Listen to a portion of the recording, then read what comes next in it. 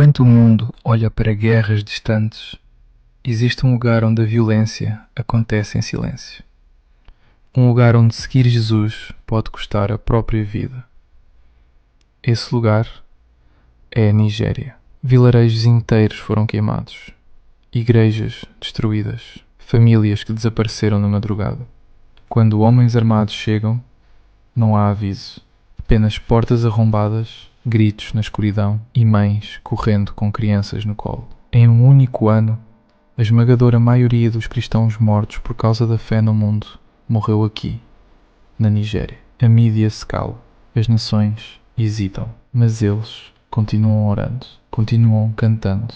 Eles só pedem uma coisa: não nos esqueçam. O silêncio termina quando alguém escolhe falar. Hoje, essa voz pode ser a sua.